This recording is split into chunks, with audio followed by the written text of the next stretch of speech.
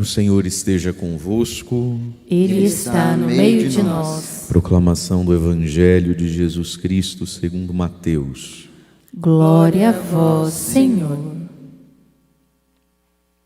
Naquele tempo, um dos 12 discípulos, chamado Judas Iscariotes, foi ter com os sumos sacerdotes e disse: O que me dareis se eu vos entregar Jesus?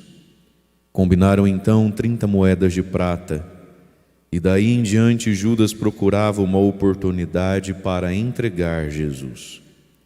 No primeiro dia da festa dos ázimos, os discípulos aproximaram-se de Jesus e perguntaram: Onde queres que façamos os preparativos para comer a Páscoa? Jesus respondeu: Ide à cidade, procurai certo homem e dizei-lhe: O mestre manda dizer, o meu tempo está próximo, vou celebrar a Páscoa em tua casa, junto com os meus discípulos. Os discípulos fizeram como Jesus mandou e prepararam a Páscoa. Ao cair da tarde, Jesus pôs-se à mesa com os 12 discípulos. Enquanto comiam, Jesus disse: Em verdade, eu vos digo, um de vós vai me trair. Eles ficaram muito tristes e um por um começaram a lhe perguntar: Senhor, será que sou eu? Jesus respondeu: Quem vai me trair é aquele que comigo põe a mão no prato. O Filho do Homem vai morrer, conforme diz a Escritura a respeito dele. Contudo, ai daquele que trair o Filho do Homem. Seria melhor que nunca tivesse nascido. Então Judas, o traidor, perguntou: Mestre, serei eu? Jesus lhe respondeu: Tu o dizes. Palavra da salvação. Glória a vós, Senhor.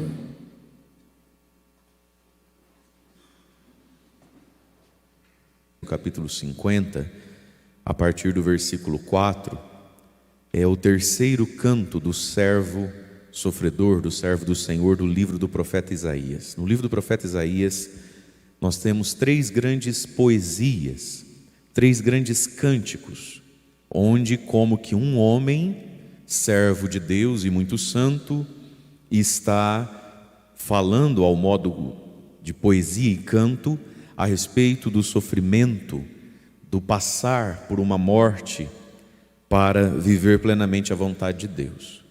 Então, nesses 3 cânticos do servo sofredor, cujo último é Isaías capítulo 50, a partir do versículo 4, é como que o Cristo falando, né? E é uma grande profecia do Cristo que viria.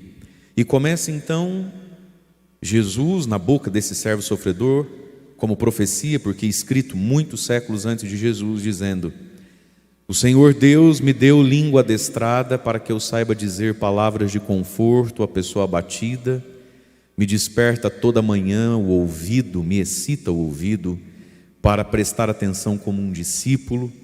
O Senhor me abriu os ouvidos, não lhe resisti, nem voltei atrás. Portanto, aqui está o servo de Deus, que é Cristo, mas essa palavra também precisa valer e ser cântico e poesia e verdade da vida de cada um de nós. Primeiro, essa autoestima, né?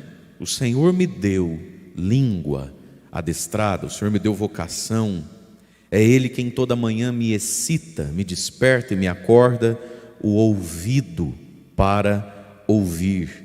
E aí diz: não lhe resisti nem voltei atrás. Não resistir à voz de Deus, deixar-se ser conduzido, guiado pela voz do Senhor. Foi assim Jesus. Esse é o convite para cada um de nós.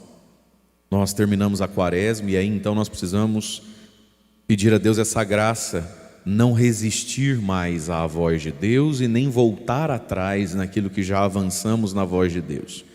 E aí então vem a consequência disso. E aqui o servo sofredor, que é o Cristo e que precisa ser cada um de nós, vai dizer no versículo 6: Ofereci as costas para me baterem, as faces para me arrancarem a barba, não desviei o rosto dos bofetões e das cusparadas. Portanto, o homem, a mulher, não é? Cristo, que é impassível no sofrimento, oferecia as costas Não desviei o rosto da humilhação e do sofrimento. Um dos frutos da quaresma é verdadeiramente a gente aprender a sofrer. Porque na vida, quem ama demais as costas que tem, quem ama demais o rostinho que tem, não consegue avançar. Tudo na vida, e sobretudo a vida do homem e da mulher de Deus, de fé, passa por esse momento aqui: oferecer as costas e não desviar o rosto, nem da chicotada, nem do arrancar a barba, né? E aqui tem uma imagem da paixão, da morte de Cristo. Mas isso aqui vale para cada um de nós também, irmãos e irmãs. Tem horas que a gente oferece ou recua na hora de oferecer as costas para a humilhação, para o sofrimento, não é? Para a flagelação. Tem hora que a gente oferece ou desvia o rosto. Então é a imagem do ser humano que se poupa, que tem dó de si. Coitado de mim, eu não mereço passar por isso. Então a gente foge da missão porque a gente cuida, a gente mima, né? A gente mesmo. Então esse servo sofredor é Jesus falando: ofereci minhas costas para baterem, ofereci o rosto para me arrancarem a barba, não desviei o meu rosto dos bufetões e das cusparadas. E por que ele faz isso? Versículo 7. Mas o Senhor Deus é meu auxiliador, por isso não me deixei abater o ânimo, conservei o rosto impassível como pedra, porque eu sei que não sairei humilhado, porque o Senhor é o meu auxiliador, não sairei humilhado. E aí ele crê, versículo 8: ao meu lado está quem me justifica. Sim, o Senhor Deus é o meu auxílio, ou dependendo da tradução, o Senhor Deus é o meu auxiliador, e por isso não deixei abater o ânimo. Manter o ânimo e não perder o ânimo diante do sofrimento, diante da cruz. E por que a gente se mantém animado? E aqui está, irmãos e irmãs, o ânimo muitas vezes não está no hoje, o ânimo está na esperança. Não me deixei abater o ânimo, porque sei que não sairei animado, não sairei humilhado, porque sei que não sairei humilhado. O nome disso é esperança. A pessoa que não ergue a cabeça, ela desanima. A pessoa que ao erguer a cabeça teima em não ver nada lá na frente e voltar o olho para o umbigo, desanima. Não deixei me abater o ânimo, porque sei que não sairei, isso é futuro, não é hoje, não sairei humilhado. Quem anda com Deus não se arrepende. Repita isso comigo que você acorda, diga assim comigo: quem anda com Deus não se arrepende. Abre a boca, criatura, profetiza para você mesmo, deixe de ser dengoso e fala: quem anda com Deus não se arrepende, não termina humilhado. E aí, irmãos e irmãs, nós temos o evangelho de hoje, o Cristo que sabe que vai morrer, o Cristo que sabe que vai sofrer, que sabe que vai ser traído, mas que mantém o ânimo porque sabe que não sairá humilhado, ele ressuscitará. E aí nós temos aqui como um último personagem para a gente tentar se encontrar nele, olhar para ele, para olhar para a própria vida, esse Judas tão diferente dos outros discípulos. Diz o evangelho então: um dos 12, Mateus 26:14, chamado Judas Iscariotes, foi ter com os poderosos, os sumos sacerdotes, e disse: o que vocês me darão se eu entregar Jesus? Então aqui tem uma pergunta: o que eu ganho? Pronto, aqui a gente entende muito de quem foi Judas, de quem é Judas e de quem vai ser um Judas. É a pergunta do que eu ganho? Como é que eu faço para ganhar? Aqui no caso, dinheiro, né? Mas não precisa ser só o dinheiro. O que eu ganho com isso? Aqui está o Judas, a mentalidade de Judas. Portanto, a mentalidade do diabo. Judas é um grande arquétipo não só do ser humano falho, mas do ser humano diabólico, portanto do próprio inferno. Qual é a pergunta que o inferno gosta? Mas o que eu ganho com isso? E Judas concluiu que andando com Jesus ele não ganhava nada, mas ele precisa ganhar alguma coisa. Alguém vai me dar alguma coisa. Deus não dá, o diabo dá. Eu preciso ganhar alguma coisa. E por um tempo Judas esperou ganhar, suprir a sua vaidade, suprir o seu ego, sua vontade de se aparecer, suprir a sua ânsia, talvez até por dinheiro, prosperidade financeira, poder, politicagem. Num primeiro momento Judas procurou isso onde?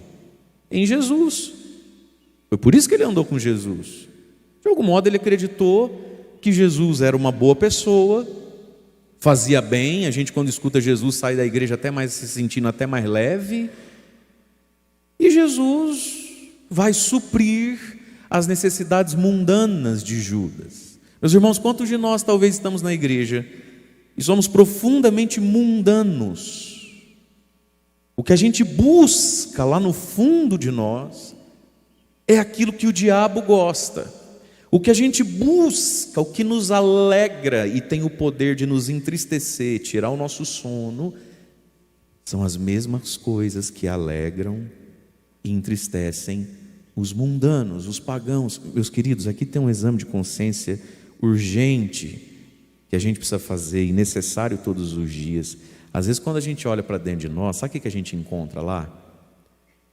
Tirando as primeiras camadas de religião, corrente, cruz, roupa, indumentária, tirando as primeiras camadas de saber cantar músicas de louvor, tirando isso, quando a gente cavuca a gente mesmo, quando a gente abre as nossas gavetas, quando a gente abre o nosso baú e tira as primeiras baguncinhas de cima, o que a gente encontra ali muitas vezes? Igualzinho a nossa cunhada que não reza, igualzinho a vizinha fofoqueira, igualzinho aquele amigo do trabalho virado no trem, igualzinho as nossas raízes. E onde é que eu sei onde é que estão as minhas raízes? É simples e fácil. Basta eu olhar para aquilo que me alegra, me desperta, me excita, me faz erguer a cabecinha e ficar assim, ó. Basta eu olhar para aquilo que tem o poder de me deixar triste, magoado e lamentando com Deus, com os outros. Quando eu olho ali, eu encontro o mundo, eu encontro um ser humano não evangelizado, eu encontro e vejo que o Mário Augusto que está ali é igualzinho, no fundo, talvez, os amigos dele lá do tempo do colégio, Igreja Groman, em Cianorte, que hoje vive nas brecas tudo. Ninguém casou na igreja, já fez um filho aqui, que fez um filho lá, que agora nessa Semana Santa vai catar o carro e vai para a praia. E a gente se sente tão mais santo de não ser assim. Mas quando a gente cavuca o nosso coração, a gente toma remédio para ansiedade, para sono e depressão, igualzinho o pagão, pelos mesmos motivos que eles. E Judas buscou em Jesus. Só que aí, Jesus é Jesus, né?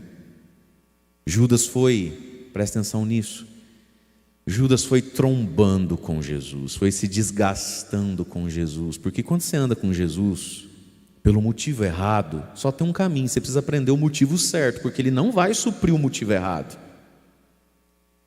E Judas foi se distanciando de Jesus, afetivamente, intelectualmente. Judas foi pegando birra de Jesus, raiva de Jesus.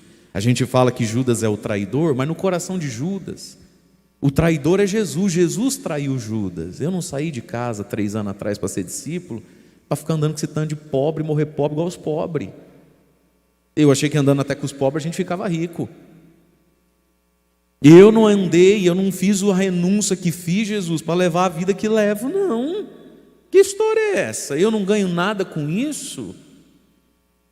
Agora a gente faz parte de um grupo de doidinho, de fanático, mulher do padre, que fica atrás dessas coisas que não dá camisa para ninguém. Não, pera lá, eu queria passar por genial, por inteligente. E Judas foi trombando com Jesus. Ao invés de se abraçando com Jesus, foi trombando com Jesus, foi distanciando, foi esfriando, porque Jesus não supre esse demônio que tem dentro de você, que tem dentro de mim. Ele quer exorcizar, não pegar no colo. Mas aí, meus irmãos, tem o grande mistério da vida, a liberdade humana. Como é possível isso, não é? Tão perto de Jesus e ao mesmo tempo tão distante de Jesus. Então ele vai aos poderosos e pergunta: o que eu ganho se eu trouxer Jesus aqui para vocês? E daí ele que se vire também. Se ele quer morrer, terminar de morrer, ele que morra. Eu também já vi ele andando em cima da água. Se na hora lá ele quiser descer da cruz e sair voando, ele é Deus, ele faz o que ele quiser. Eu quero saber o seguinte: o que eu ganho com isso? Judas aqui então é a imagem do ser humano, do discípulo, que andando com Jesus não converte as emoções, as ambições e os valores. Todos nós temos emoção. Bate no peito e fala: eu tenho emoção. Faz assim comigo e diga: eu tenho ambição. Bate na cabecinha e fala: eu tenho valores. De novo, o que a gente tem, povo de Deus, para ser evangelizado e convertido, se não vira Satanás nessa vida? O que a gente tem? Emoções, ambições e valores na cabecita. Mulherada, sem palavra agora. Dona Neuzinha, sem palavra. Sem palavra agora.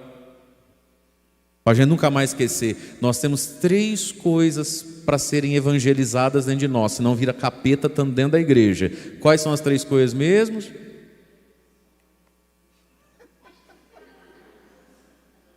Vamos de novo, vamos voltar, corta, edita depois. Vamos lá, dona Neuzinha, comigo. Nós temos 3 coisas, né?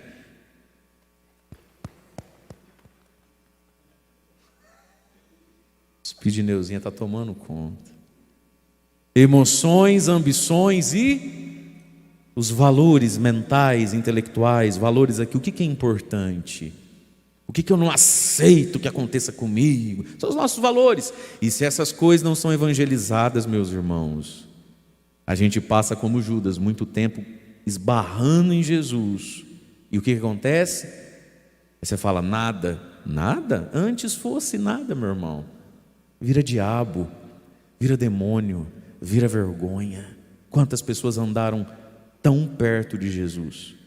E talvez foram muito perto de Jesus por experiências que você nunca nem teve com o Espírito Santo, com a Virgem Maria, com o próprio Jesus, com a Eucaristia, com o Santíssimo Sacramento. Mas se não converter lá dentro as emoções, se não converter lá dentro as ambições da vida, e se não converter lá dentro os valores, não é que não vai acontecer nada, vai virar um diabo, vai virar um demônio. E o que é que muitas vezes nos atrapalha curar emoções, ambições e valores? A casca, a vaidade. A gente fica cego para a gente mesmo, a gente não percebe que a gente não é evangelizado por dentro. Por que não percebe? Porque a gente tem religião, porque a gente tem camiseta de acampamento. Por que não percebe? Porque a gente usa essas roupas. A gente não, né? Eu pode ser que eu não perceba em mim, que até hoje eu não evangelizei o meu coração, a minha cabeça e as minhas ambições. Por quê? Porque essas roupas enganam vocês e eu me engano com elas também. Esse é o motivo, meus irmãos, pelos quais às vezes a gente se escandaliza com algumas pessoas e diz assim: mas eu não acredito que ele voltou para aquela vida, eu não acredito que ela voltou para lá, eu não acredito que ele faz isso, eu não acredito que ela faz aquilo. Pois é que ele não se evangelizou. A religião, meus irmãos, é uma bênção, mas é um perigo. Ela é igual uma faca: você corta o queijo, passa manteiga no pão, ou mata alguém e vai para a cadeia. Entende isso? A religião mal vivida, ela é uma arma contra si mesmo e contra o próximo. A gente não percebe que a gente é ruim, a gente não percebe que a gente é mundano, a gente não percebe que a gente é Judas. Por quê? Porque nós estamos embalados de santidade, mas somos ocos por dentro. Judas acho que nem ele percebia o quão maluco ele era. Por quê? Porque ele estava o tempo todo rodeado de coisas santas, mas por dentro ele não é santo. E aqui está, meus irmãos, nós precisamos desse exame de consciência todos os dias da nossa vida. O que é que me alegra? O que é que me entristece? Emoções, ambições e valores são parecidos com Jesus, santificados em Jesus? Ou no fim das contas, nós somos tão tacanhos, mesquinhos, demoníacos e mundanos, tanto quanto quem na igreja nem vem? E Judas se revelou igualzinho quem não andava com Jesus. E aí a pergunta então: o que eu ganho? O lucro do mundo, da vida. O ganhar dinheiro, mas o ganhar conforto, o ganhar status, o ganhar prazer, o ganhar mimo, o ganhar tapinha nas costas. Tem gente que não anda com Jesus, não é porque perdeu o dinheiro, é porque perdeu o tapinha nas costas. Nossa, ele não vive sem isso. Isso é a riqueza dele, é a ambição dele, é a mágoa, é a vaidade dele. Então a pergunta do lucro. E lucro não é, também é, mas não é só dinheiro. Daí de imediato São Mateus coloca para nós o seguinte: que os outros discípulos, amigos de Judas, do mesmo grupo, enquanto Judas está perguntando o que eu ganho, o que eu levo, emburrado com Jesus, querendo até que ele morra, os amigos dele que conviviam com o mesmo Jesus, os discípulos, imperfeitos, porém gente boa, tem a pergunta do verdadeiro discípulo. Eles chegam para Jesus e dizem assim: Jesus, é Páscoa, o que o Senhor quer que nós preparemos para a Páscoa? O que o Senhor quer que a gente faça hoje para a Páscoa? O Senhor tem algum gosto, alguma vontade? Como é que o Senhor quer que seja a Páscoa? Portanto, a pergunta do diabo é qual? O que eu ganho? A pergunta do discípulo é qual? O que o Senhor quer que eu faça? Eis-me aqui. Entendeu? Soldado no quartel. Eis-me aqui. O Senhor, qual que é a ordem do dia? Portanto, o mundano se perde onde? Nas emoções, nas ambições e nos valores. E o discípulo faz o quê? Bate o pezinho aí embaixo, igual o soldado, faz assim, ó. Bate aqui, agora faz aqui. Fala: soldado no quartel, Senhor, disposto às ordens. Eis-me aqui. Olha a diferença das perguntas, olha a sutileza da coisa. O Evangelho tem duas perguntas: uma é do diabo, outra é do cristão. O que eu ganho, o que eu levo? Ou seja, está baseado no meu ego. A pergunta dos discípulos: o que o Senhor quer? Não o que eu quero, o que o Senhor quer? Manda que eu faço. A disponibilidade da vida, a disponibilidade ao serviço. Porque preparar uma ceia de Páscoa, meu irmão, não é coisa simples, dá trabalho, né? Preparar ceia dá trabalho, não dá assim ou não? Agora você imagina preparar uma ceia judaica. Você já participou disso? Minha gente, já participei de uma ceia pascal judaica. Por questão de estudo, de teologia, fizemos lá. Misericórdia, haja paciência. Tanto para participar, quanto para preparar aqui. Meu Deus do céu. É trabalho. É trabalho, filho. Preguiçoso não dá conta que lá não. É trabalho, mas é trabalho com força. E aí um bando de homem perguntando isso. Não tinha uma mulher no meio. E mulher mais prendada, né? Elas dobram o guardanapim, bota. Não, um bando de homem pescador. Falei: deve ter sido uma bagunça, uma sujeira, que a cozinha deve ter acabado. Portanto, o discípulo, ele está pronto para o trabalho. Fala: trabalho. É aquilo que você ama na vida. Fala: trabalho. Fala: serviço. Fala: disponibilidade. Fala: quem, como, onde. Começo, meio e fim. Fala: bora, bora, bora, bora, bora, meu filho. Fala para quem está do seu lado: bora, bora, bora, bora, bora, meu. Oh, oh. Meus irmãos, olha aqui para o padre. O evangelho nesse mundo, a salvação nesse mundo, muitas vezes não acontece por culpa do diabo, é verdade. Por culpa do Satanás, é verdade. Por culpa do povo doido, é verdade. Por muitas culpas, isso é verdade mesmo. Mas sobretudo, por culpa nossa. Se você... Olha, filho, os discípulos pensaram assim: nossa, é Páscoa e está um clima de morte, né? Está todo mundo percebendo que é a última Páscoa de Jesus com eles. Eles sabem que Jesus vai morrer também. Eles sentem o clima da cidade. Aí eles pensaram assim: ó, olha que amor que eles são. Ó, nossa, seria tão bonito se tivesse uma Páscoa, né? Uma ceia de Páscoa. Seria tão bonito, né? Sim, seria tão bonito. Mas quem vai organizar? O reino de Deus, meus irmãos, muitas vezes não acontece, não é por culpa do diabo, por culpa dos mundanos. Eles influenciam sim, não acontece por nossa culpa, porque dá trabalho. Dá trabalho. E às vezes as nossas igrejas estão cheias, em Alto Piquiri não, essas coisas não acontecem aqui, mas por onde, por aí, nossa gente, vocês precisam ver, é porque dá trabalho.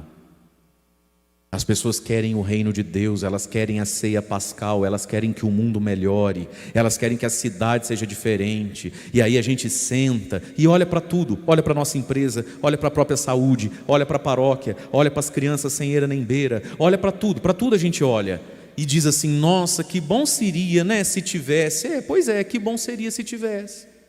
Seria muito bom se tivesse. Ninguém é capaz de dizer que seria ruim se tivesse. Que bom seria se tivesse, mas dá trabalho, tem começo, meio e fim. Senhor, onde é que o Senhor quer que a gente coma a Páscoa? É como se Jesus estivesse falando assim: vocês querem mesmo que eu falo? Não, porque eu vou falar. Só que aí, virou de ponta cabeça o dia de hoje, porque ele falou como é que é a Páscoa. Agora nós precisamos dar jeito de começar essa ceia na hora. E dá trabalho. Aí ninguém pode, aí ninguém quer, todo mundo precisa ir pensar.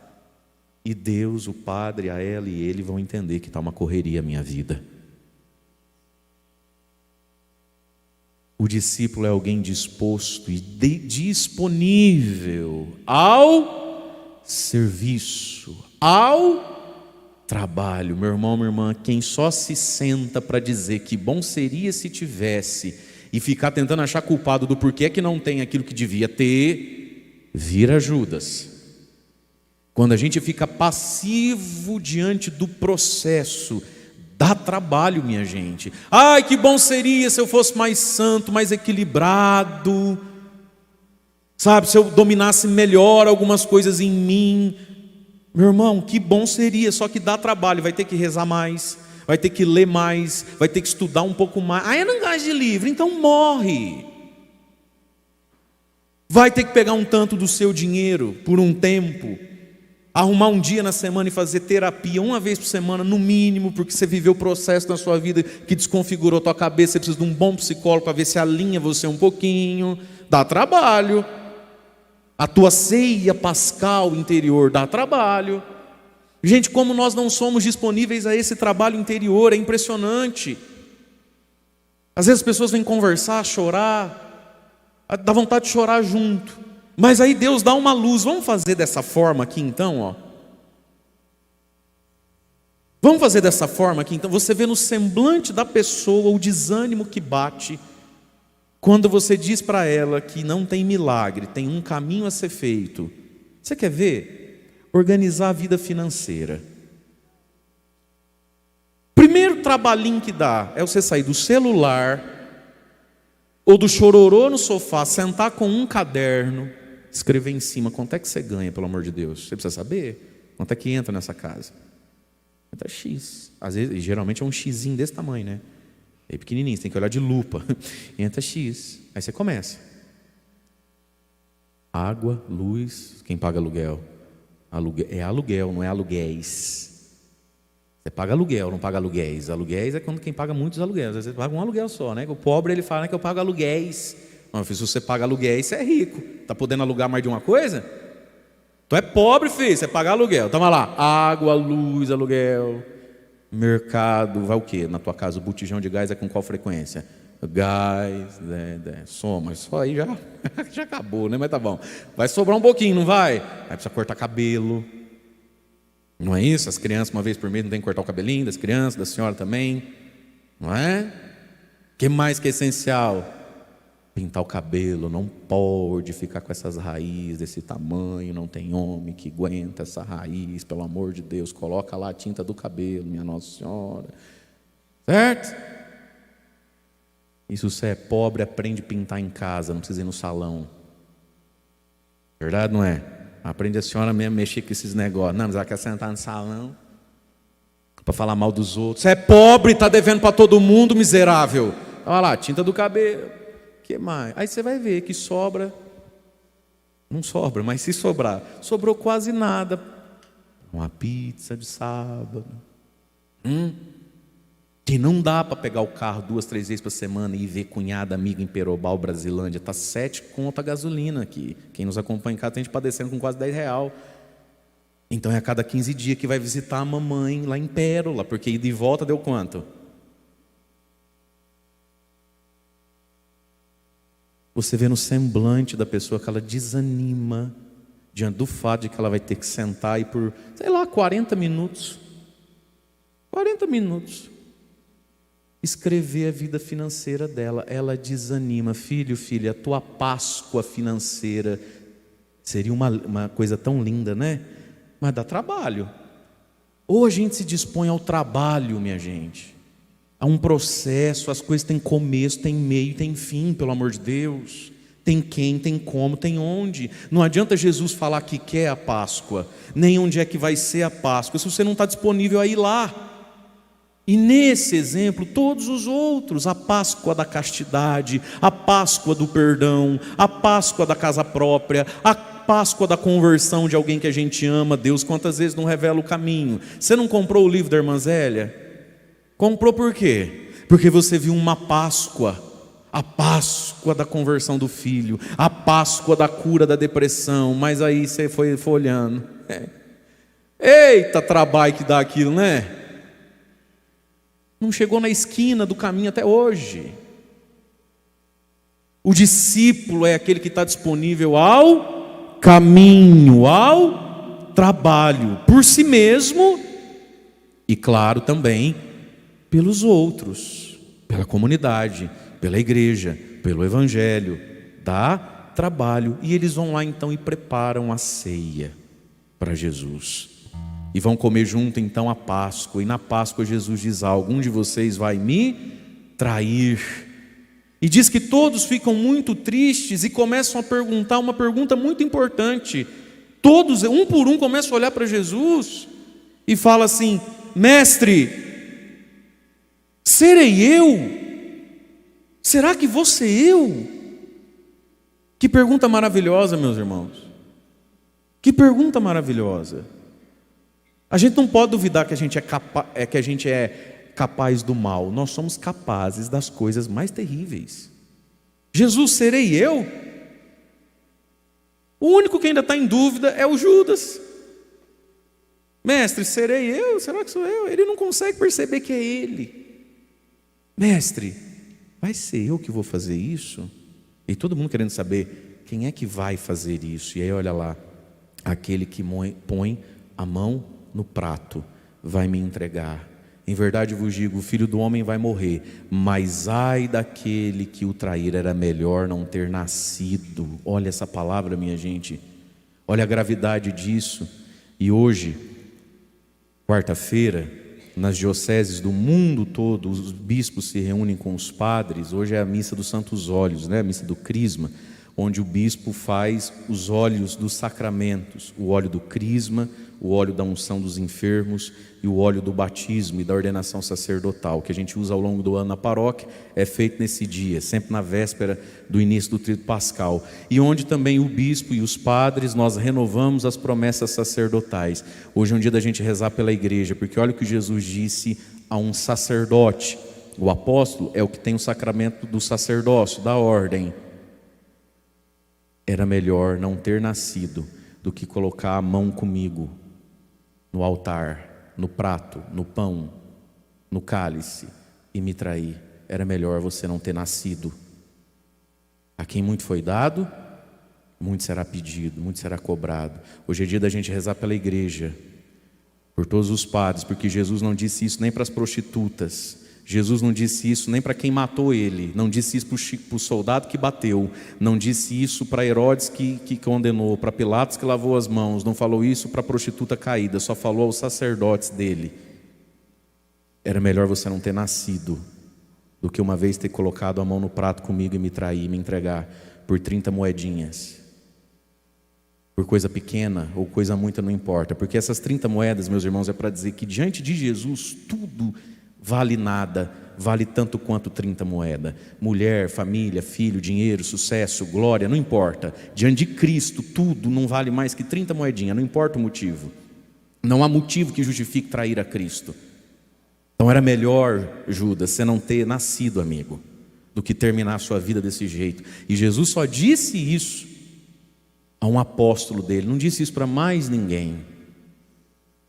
Porque por mais sagrada que fosse, era, né, a missão de Judas e o sacerdócio, quem a exerce é um homem que precisa todos os dias, eu sou padre, todos os dias eu preciso perguntar: mestre, serei eu? Porque a gente se ilude com as coisas externas e esquece que é capaz das maluquices piores dessa vida. E aí então Jesus olhou para Judas e disse: não sei, Judas, você que tem que saber. Mestre, serei eu? Tu o dizes, responda você, Judas. Se é você o traidor, olha para dentro de você. Porque a verdade, meus irmãos, só dá efeito quando ela é dita dentro de nós. Uma pregação é uma verdade que só faz efeito quando ela precisa entrar pelo seu ouvido, é verdade, ela precisa entrar na sua inteligência, é verdade, mas ela só cura, ela só liberta quando ela chega no teu coração e lá dentro do coração seu, você também está dizendo essa verdade, aí dá efeito. Não sei, Judas, escuta dentro do teu coração, se dentro do teu coração está sendo dito o que a minha boca está dizendo, senão não adianta, senão o que a minha boca está dizendo está demorando muito, é chato, não precisa, é moralismo, é exagero, é peso, é opressão, é fanatismo.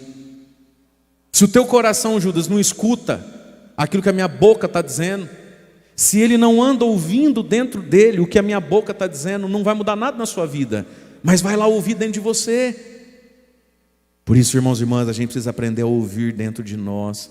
Faz sentido ou não faz sentido o que Jesus fala? Olha dentro de você. Nós vamos nos tornando pessoas, meus amados, presta atenção no Padre. Nós vamos nos tornando pessoas, queridos, muito difíceis, muito inacessíveis, muito críticas. Entende?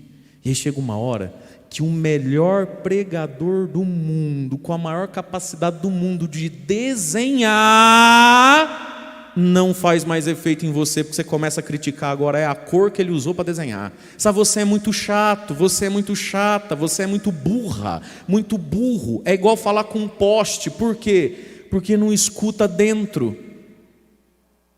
Quem precisa de uma emoção vindo de fora, quem necessita de um talento vindo de fora, corre o risco de não encontrar isso. E aí você precisa aprender a ouvir dentro de você. Uma vez eu falei aqui e falo de novo.